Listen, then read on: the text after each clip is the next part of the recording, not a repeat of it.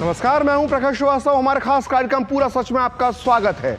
और खबरों की दुनिया में पूरा सच बहुत जरूरी होता है, क्योंकि झूठ से भी खतरनाक होता है अधूरा सच, और उसी तरह खतरनाक होती है अधूरी खबर। इसलिए हर खबर का पूरा सच हम आपको बताएंगे, वो भी तथ्यों, तर्कों और सबूतों के साथ। तो आइए बिना देर किए देखते हैं पूरा सच।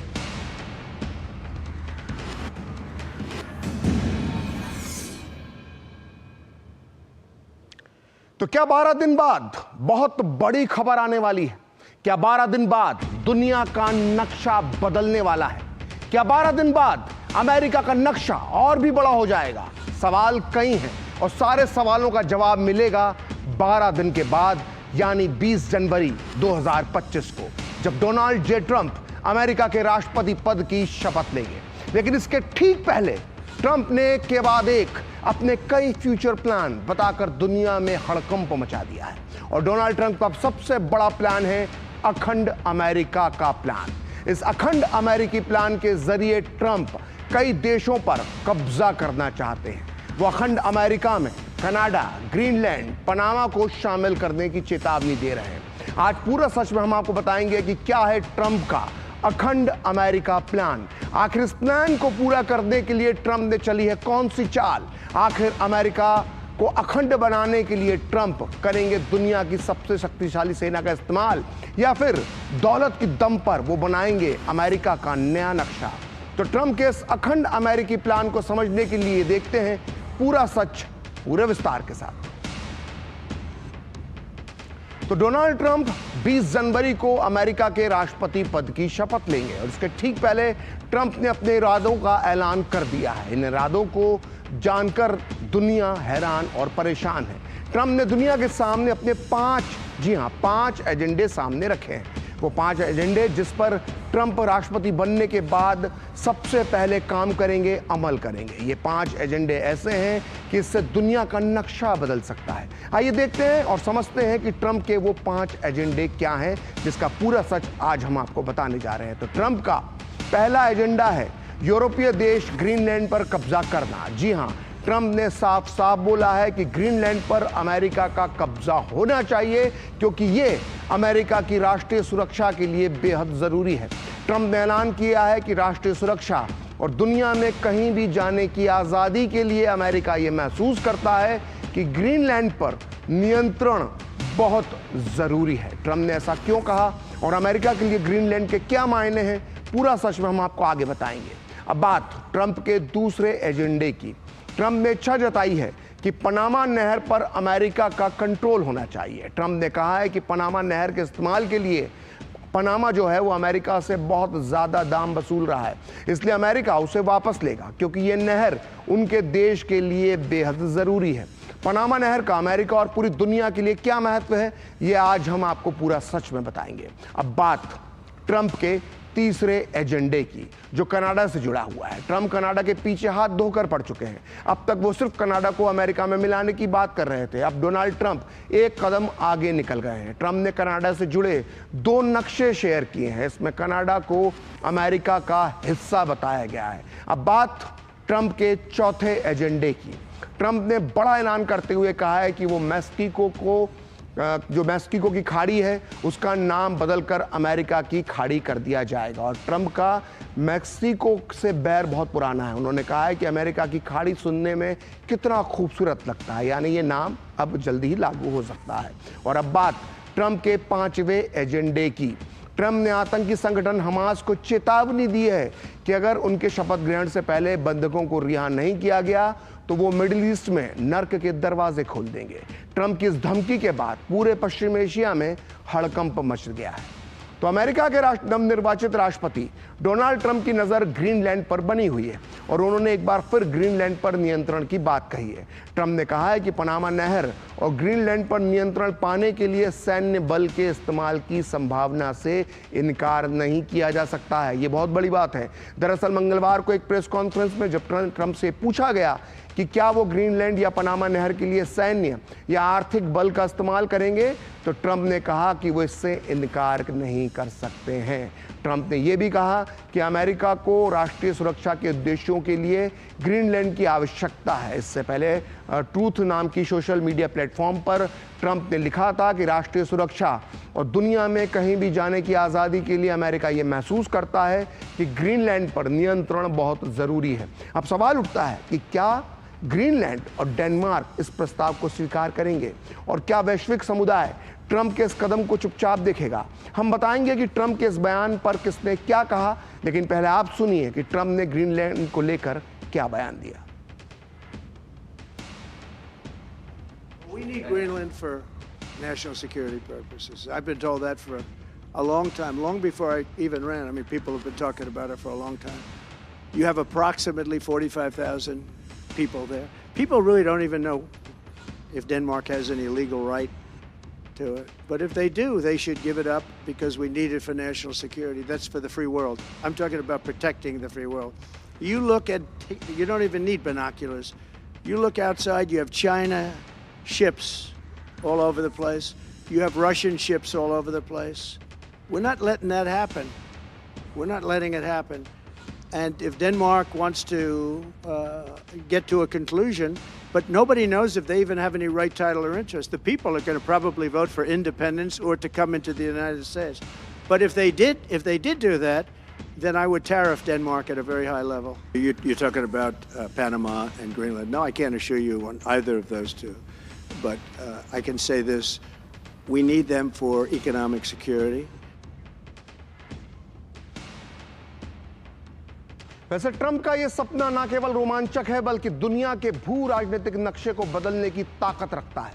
लेकिन ग्रीनलैंड के प्रधानमंत्री म्यूट ईगा ने पहले ही साफ कर दिया है कि ग्रीनलैंड उसके लोगों का है और वो बिकाऊ नहीं है। डेनमार्क की प्रधानमंत्री मेटे फ्रेडरिक्सन ने भी ट्रंप के दावों को खारिज करते हुए कहा है कि उन्हें नहीं लगता कि ग्रीनलैंड पर कब्जा करने के लिए अमेरिका सैन्य और आर्थिक ताकत का इस्तेमाल करेगा। उन्होंने कहा कि ग्रीनलैंड ग्रीनलैंडर्स का है और केवल स्थानीय आबादी ही अपना भविष्य तय कर सकती है। इस मामले में फ्रांस के विदेश मंत्री की प्रतिक्रिया भी सामने आई है। उन्होंने कहा है कि यूरोपीय यूनियन अपनी सीमा पर हमले को बर्दाश्त नहीं करेगा और इन सब के बीच ग्रीनलैंड के प्रधानमंत्री आज डेनमार्क के किंग फ्रेडरिक से मुलाकात कर सकते हैं। आप भी सुनिए इस मामले में डेनमार्क के पीएम और डेनमार्क की संसद में ग्रीनलैंड की प्रतिनिधि ने क्या कहा।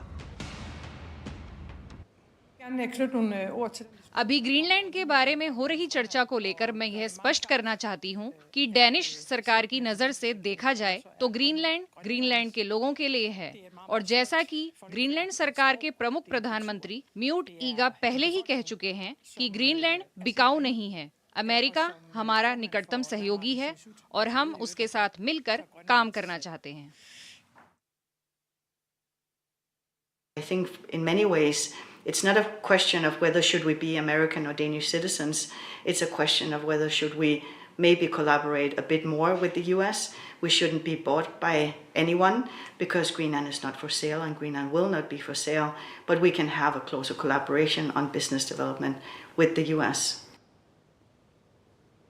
तो आपको बता दें कि ग्रीनलैंड को लेकर वैश्विक राजनीति में हलचल उस वक्त मच गई जब ट्रंप के बेटे डोनाल्ड ट्रंप जूनियर का विशेष विमान ग्रीनलैंड की धरती पर उतरा। डोनाल्ड ट्रंप ने अपने बेटे के विमान के ग्रीनलैंड में पहुंचने का वीडियो सोशल मीडिया पर साझा करते हुए लिखा कि डॉन जूनियर और मेरे प्रतिनिधि ग्रीनलैंड पहुंच रहे हैं। दुनिया को सुरक्षा, शक्ति और शांति की आवश्यकता है। ये एक ऐसा सौदा है जो होना ही चाहिए। हमें अमेरिका और ग्रीनलैंड को फिर से महान बनाना होगा, ट्रंप ने ये लिखा। और इतना ही नहीं, ग्रीनलैंड के दौरे पर गए ट्रंप जूनियर यानी ट्रंप के बेटे के साथ ट्रंप ने अपने बेटे के साथ बातचीत का एक वीडियो भी, दोनों की बातचीत का एक वीडियो भी सामने आया है जिसमें ट्रंप अपने बेटे से कह रहे हैं कि ग्रीनलैंड एक बेहद खास जगह है और ना सिर्फ इसकी सुरक्षा बल्कि दुनिया की सुरक्षा के लिए इसकी बहुत ज़रूरत है। डोनाल्ड ट्रंप के साथ ये बातचीत उस वक्त हुई जब जूनियर ट्रंप ग्रीनलैंड की सबसे घनी आबादी वाले शहर और राजधानी नूक में एक स्थानीय समुदाय के साथ लंच कर रहे थे। उधर जानकार जूनियर ट्रंप के दौरे को डोनाल्ड ट्रंप के प्लान का एक हिस्सा मान रहे हैं। लेकिन बड़ा सवाल यह है कि आखिर ट्रंप ग्रीनलैंड को लेकर इतने उत्साहित क्यों हैं और इससे अमेरिका को क्या फायदे होंगे। हम आपको इसका पूरा सच बताएंगे, लेकिन पहले आप भी सुनिए डोनाल्ड ट्रंप का वो फोन कॉल।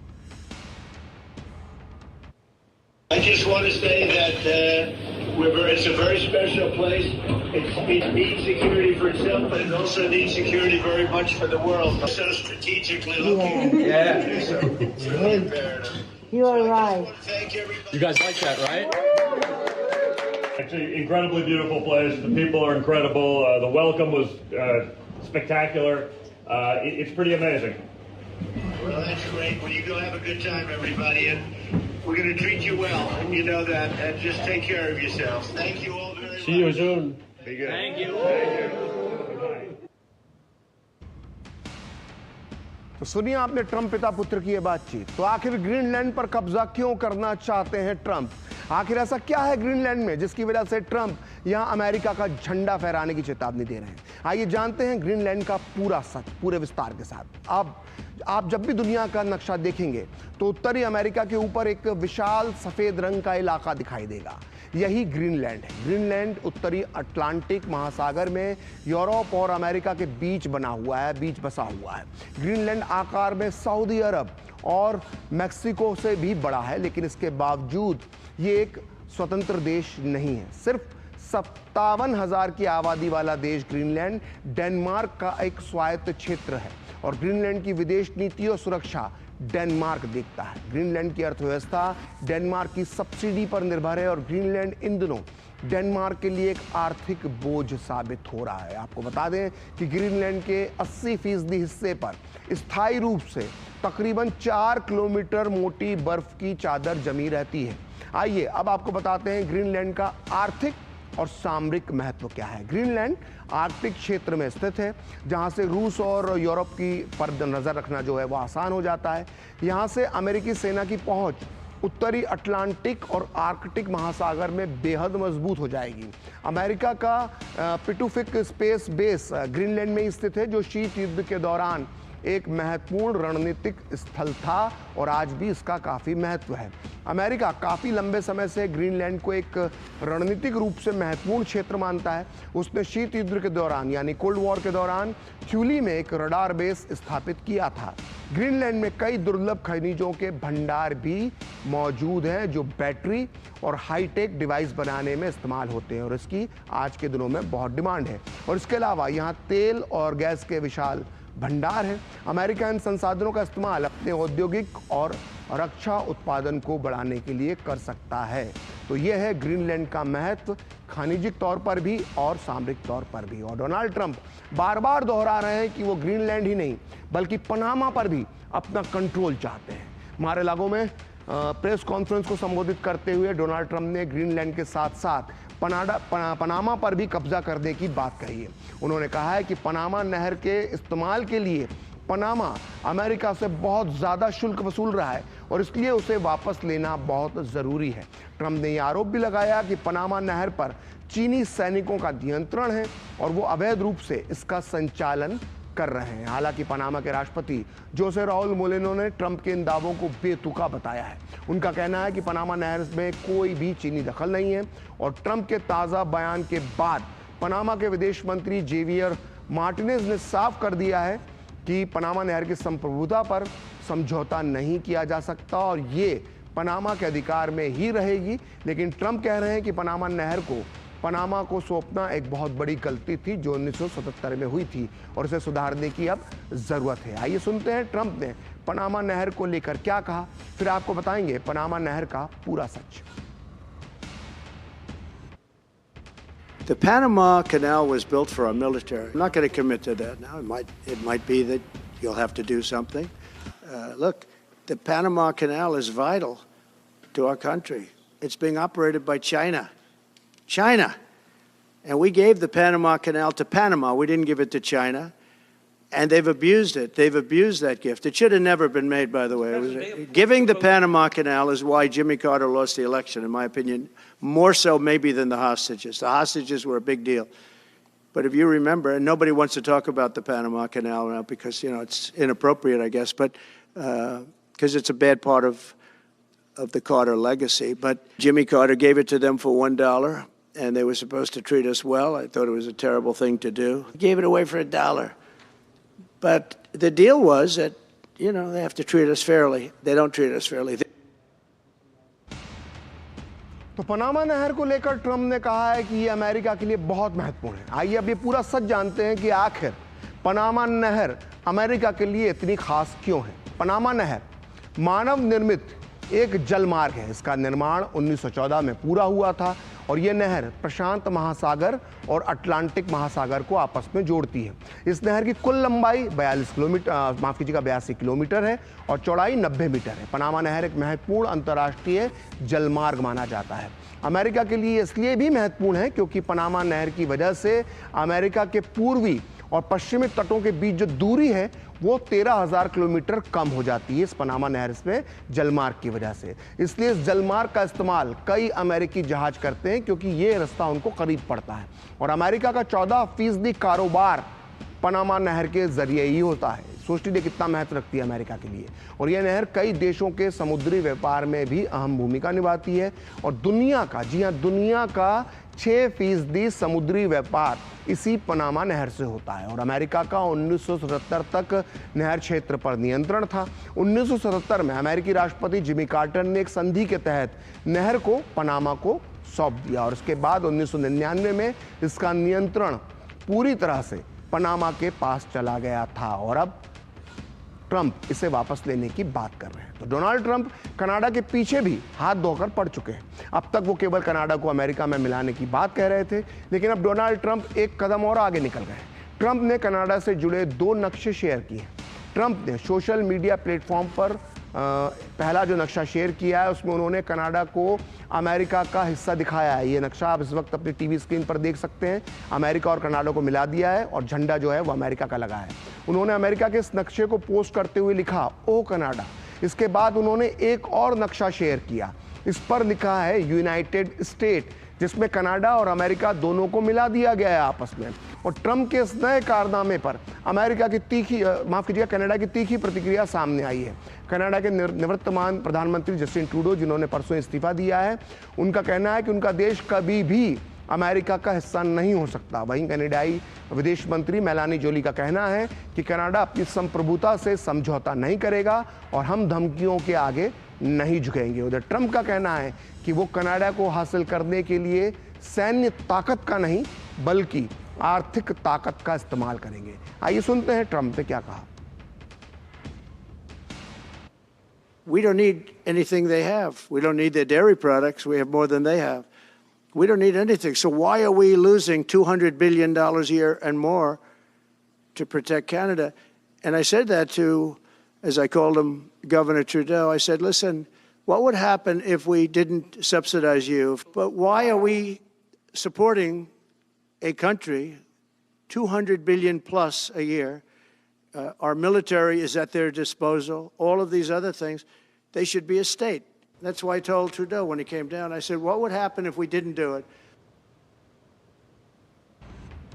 तो डोनाल्ड ट्रंप की नजर ग्रीनलैंड से लेकर पनामा सिटी और कनाडा से लेकर मैक्सिको तक लगी हुई है। कनाडा को अमेरिका का 51वां राज्य बनाने का खुला प्रस्ताव देने के बाद अब डोनाल्ड ट्रंप ने गल्फ ऑफ मैक्सिको का नाम बदलने की मांग की है। उन्होंने कहा है कि गल्फ ऑफ मैक्सिको का नाम बदलकर गल्फ ऑफ अमेरिका करने का विचार उनके मन में है। मैक्सिको की खाड़ी और को अमेरिका अपना तीसरा तट भी कहता है और ये खाड़ी उत्तर अमेरिका और क्यूबा से घिरी हुई है और कैरिबियाई सागर के पश्चिम में स्थित है। इसका क्षेत्रफल करीब 16 लाख वर्ग किलोमीटर है। काफ़ी लंबा चौड़ा इलाका है और ट्रंप के ताज़ा बयान के बाद ये चर्चा गर्म है कि अगर नाम बदला जाता है तो इसका क्या प्रभाव पड़ेगा। हालांकि ट्रंप ने नाम बदलने के लिए कोई समय सीमा नहीं बताई है, लेकिन जॉर्जिया से रिपब्लिकन पार्टी की सांसद ने इस कदम का स्वागत करते हुए कहा है कि वो जल्द ही अमेरिकी संसद में इस संबंध में एक विधेयक पेश करेंगी। वैसे हम आपको बता दें कि आमतौर पर US board of geographic names भौगोलिक नामों का निर्धारण करता है, लेकिन पहले भी कई राष्ट्रपतियों ने एग्जीक्यूटिव एक्शन के जरिए भौगोलिक नामों में बदलाव किए हैं। आइए सुनते हैं इसे लेकर अमेरिका के नवनिर्वाचित राष्ट्रपति डोनाल्ड ट्रंप क्या कहते हैं। And we're going to be announcing a future date pretty soon. We're going to change because we do most of the work there and it's ours. We're going to be changing sort of the opposite of Biden, where he's closing everything up, essentially getting rid of $50 to $60 trillion worth of assets. We're going to be changing the name of the Gulf of Mexico to the Gulf of America, which has a beautiful ring that covers a lot of territory. The Gulf of America, what a beautiful name. And it's appropriate. तो America के नवनिर्वाचित राष्ट्रपति Donald Trump ने न केवल Greenland, Canada, Panama और Mexico को की नींद उड़ा दी है, बल्कि आज ट्रंप ने हमास को भी अपने शब्दों से घायल कर दिया। ट्रंप ने हमास को चेतावनी दी है कि अगर उनके शपथ ग्रहण से पहले इजरायली बंधकों को रिहा नहीं किया गया तो वो मिडिल ईस्ट में नर्क के दरवाजे खोल देंगे। दरअसल हमास ने 7 अक्टूबर 2023 को 100 से ज्यादा लोगों को बंधक बना लिया था, जिनमें कई अमेरिकी नागरिक भी शामिल थे। हालांकि अधिकारियों का मानना है और खुफिया सूत्रों का मानना है कि इनमें से कई बंधकों की अब मौत हो चुकी है, लेकिन अब भी कई जिंदा हो सकते हैं। आइए सुनते हैं ट्रंप ने हमास के लिए क्या कहा। If those hostages aren't back, I don't want to hurt your negotiation. If they're not back by the time I get into office, all hell will break out in the Middle East.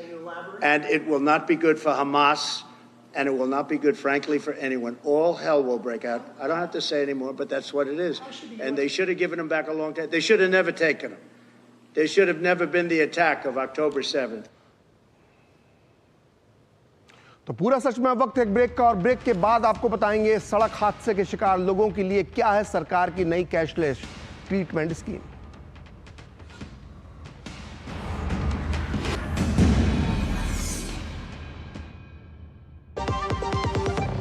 MDH का kitchen king kitchen में हो तो हम सब कुछ बना सकते हैं। बैंगन का भरता, आलू गोभी, भिंडी मसाला और भी बहुत कुछ। MDH। ग्रामीण भारत के दिल में विकसित भारत के सपने पलते हैं, जहां देसी उत्पाद विदेश तक पहुंचे, जो खेत से बाजार तक पहुंचे, जो महिलाओं को सशक्त बनाए, जो जनजातीय कलाओं को यादगार खजानों में बदले। पूर्वोत्तर भारत के काम की चमक 7 समंदर पार भी दमके। ग्रामीण भारत महोत्सव 2025 से जुड़िए 4 से 9 जनवरी, भारत मंडपम, नई दिल्ली। नई वॉशिंग मशीन अच्छा है। क्या हुआ? अरे शॉपिंग पे 2000 का कैशबैक मिला है, बस QR कोड स्कैन करना है। अच्छी धुलाई होगी, है ना? बैंक अकाउंट की पैसे रिसीव करते समय QR कोड स्कैन, पिन या OTP की जरूरत नहीं पड़ती, वो सिर्फ पेमेंट के लिए चाहिए होती है। इसलिए अनजान कोड या लिंक से सावधान रहिए और नुकसान से बचिए। बच गए धुलाई से। ये नई धुलाई। RBI कहता है कि जानकार बनिए, सतर्क रहिए।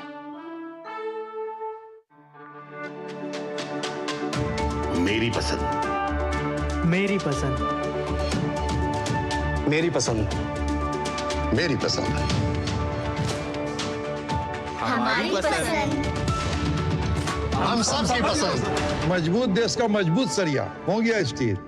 गोल्डी मसाले के 100 ग्राम के स्पेशल पैक्स में फ्रेशनेस लॉक है। ऐसे गोल्डी मसाले जहां जाएं रिश्ते बनाएं।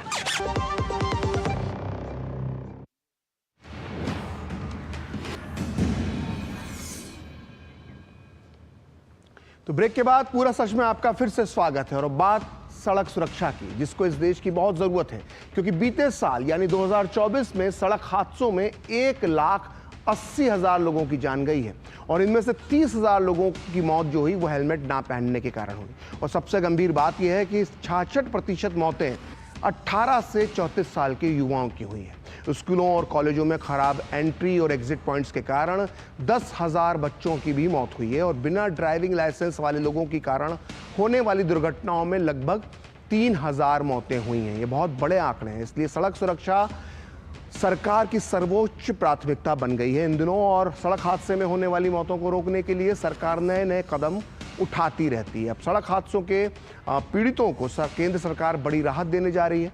सड़क हादसों में घायल होने वालों को अब कैशलेस उपचार मिल पाएगा, यानी बिना पैसे के वो अस्पताल में अपना इलाज करवा पाएंगे। इसके तहत हादसों के पीड़ितों के 7 दिनों के इलाज का 1.5 लाख रुपए तक का खर्च सरकार उठाएगी। और केंद्रीय मंत्री नितिन गडकरी ने कहा है कि अगर पुलिस को हादसे के 24 घंटे के अंदर सूचना दे दी जाती है तो सरकार इलाज का खर्च उठाएगी। इसके साथ ही हिट एंड रन मामलों में भी पीड़ित परिवारों को 2 लाख रुपए तक का मुआवजा देने की घोषणा की गई है। केंद्र सरकार असम, हरियाणा, पंजाब, चंडीगढ़ और पुडुचेरी में योजना का सफल प्रयोग कर चुकी है और मार्च से पूरे देश में ये स्कीम लागू हो जाएगी। किसी भी रोड पर, केवल नेशनल हाईवे नहीं, डिस्ट्रिक्ट रोड, कारपोरेशन का रोड, बाद में स्टेट हाईवे, उसके बाद में विलेज ग्राम पंचायत, कोई भी रोड हो, वहाँ अगर एक्सीडेंट होता है तो एक्सीडेंट में जिसको एडमिट किया जाएगा उसको तुरंत 7 दिन के ट्रीटमेंट का खर्चा मैक्सिमम 1.5 लाख करोड़ देंगे। और ये शुरू होने के कारण करीब 50,000 लोगों की जान बचाने में हम लोग प्रयास करेंगे कि वो बचे। इस स्कीम का पायलट प्रोजेक्ट आसाम, चंडीगढ़, पंजाब, उत्तराखंड, हरियाणा और पुडुचेरी में किया गया। उसके कुछ लर्निंग्स मिले, उसके आधार पर स्टेट गवर्नमेंट की मदद से इस स्कीम को अपने देश भर में रोल आउट करने के लिए हम लॉन्च कर रहे हैं। मार्च के पहले करेंगे। तो आज पूरा सच में इतना ही। कल फिर होगी आपसे मुलाकात अपने इस खास कार्यक्रम पूरा सच में किसी और मुद्दे की पड़ताल के साथ। तो मुझे और मेरी पूरी टीम को दीजिए अनुमति। नमस्कार।